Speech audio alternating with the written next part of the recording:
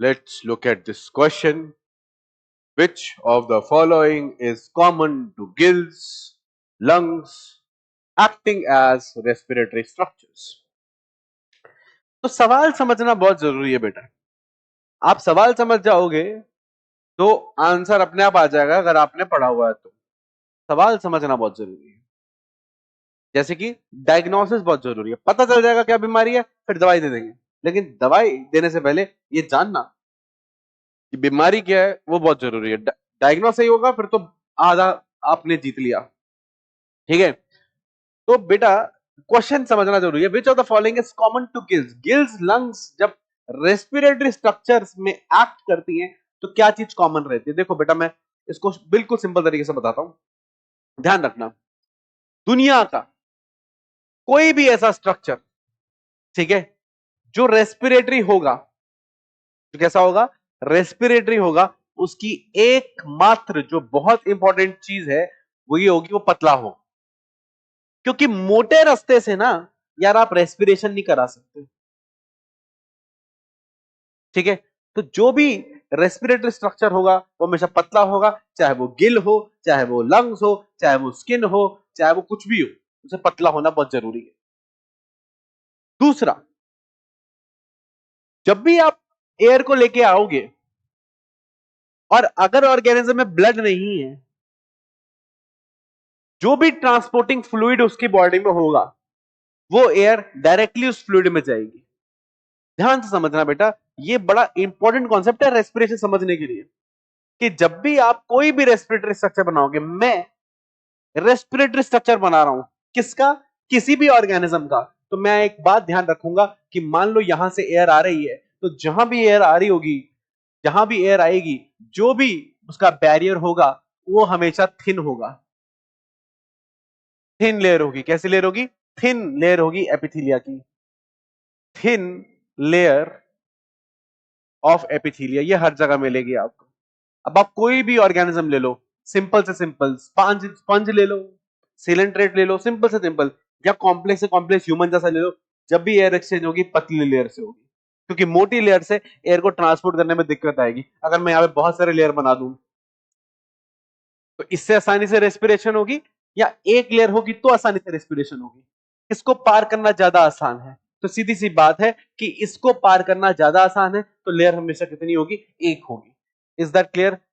आ रही है बात समझ में. तो कभी भी आपको बहुत ज्यादा लेयर्स आपको देखने को नहीं मिलेंगी किसी भी रेस्पिरेटरी स्ट्रक्चर में. पहली बात क्लियर.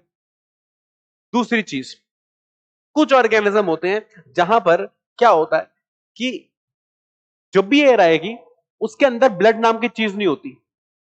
या तो पानी होगा, या तो क्या होगा, पानी होगा. क्या होगा, पानी होगा.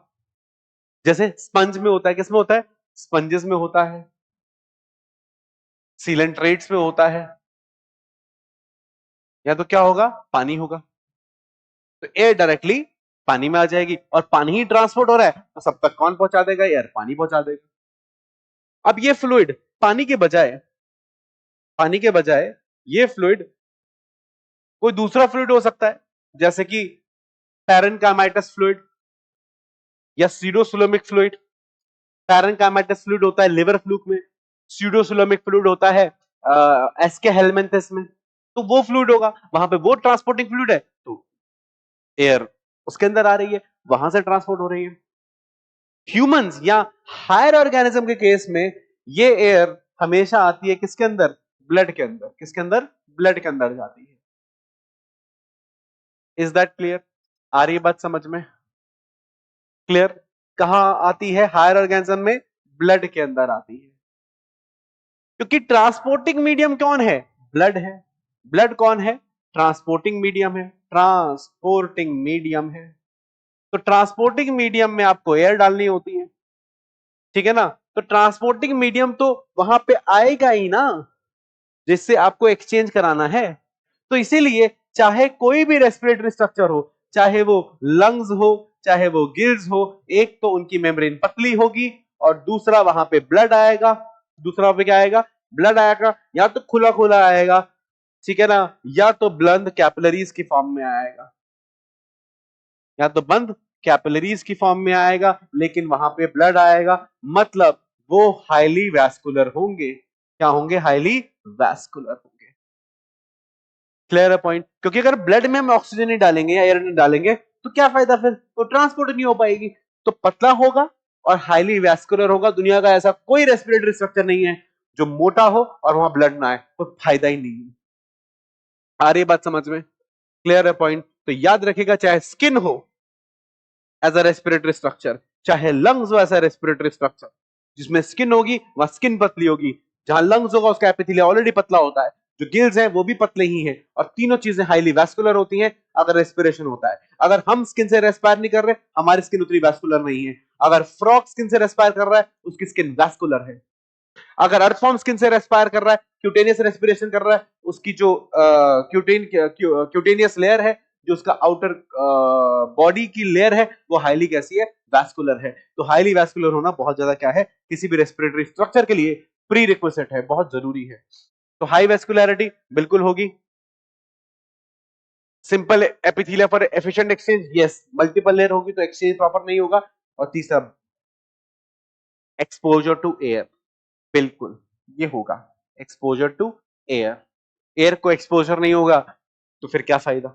आ रही बात समझ में? अब आप ये मत सोचिएगा कि सर तो गिल्स की बात कर रहा है, गिल्स में तो एक्सपोजर टू वाटर है, लेकिन बेटा वो वाटर में भी ऑक्सीजन डिसॉल्व है, उसके एक्सपोजर की बात कर रहे हैं। तो हमने बहुत ज्यादा दिमाग नहीं लगाना, बहुत ज्यादा दिमाग, जो ज्यादा दिमाग लगाते हैं ना कि सर ये तो गिल दे रखा है, एक्सपोजर टू एयर दे रखा है, अब तो एयर कहां से होगी पानी के अंदर, मछली के अंदर, उतना दिमाग नहीं लगाना। जब दो ठीक हो गए तीसरा भी ठीक ही होगा, तभी आंसर बनेगा। आ रही बात समझ में? ज्यादा दिमाग नहीं लगाना। तो यहां पर एक्सपोजर ऑफ एयर का मतलब जो एयर डिजॉल्व है वाटर के अंदर, ठीक है? तो डी हो जाएगा आंसर है। ठीक है, कॉन्सेप्ट का यूज किया हमने, कॉन्सेप्ट यूज किया हमने, सिंपल यूज किया concept, basic concept of respiration use किया हमने। क्या यूज किया? बेसिक कॉन्सेप्ट ऑफ रेस्पिरेशन हमने यहां पर यूज किया है। बेसिक कॉन्सेप्ट ऑफ रेस्पिरेशन जिसको आएगा वो सब कुछ समझ लेगा। बेसिक कॉन्सेप्ट ही समझने होते हैं बेटा, बेसिक पे ही बिल्डिंग बनती है। तो याद रखना, हाईली हाई वेस्कुलरिटी, ठीक है, पतला होना और एयर का एक्सपोजर होना, तीन प्री रिक्विजिट्स हैं रेस्पिरेटरी स्ट्रक्चर कहलाने के लिए। हाई वेस्कुलरिटी आपको वहां नहीं मिलेगी जहां ब्लड इज द, जहां ब्लड नहीं है वहां हाई वेस्कुलरिटी नहीं मिलेगी। वहां पे ब्लड की जगह जो भी ट्रांसपोर्टिंग मीडियम होगा वो अवेलेबल होगा, चाहे वो वाटर हो, चाहे वो पैरेन्काइमेटस फ्लूइड हो, चाहे वो सीडोसोलमिक फ्लूइड हो। ठीक है, तो ये हो गया आपका answer. Answer is D, concept is that, and that's all.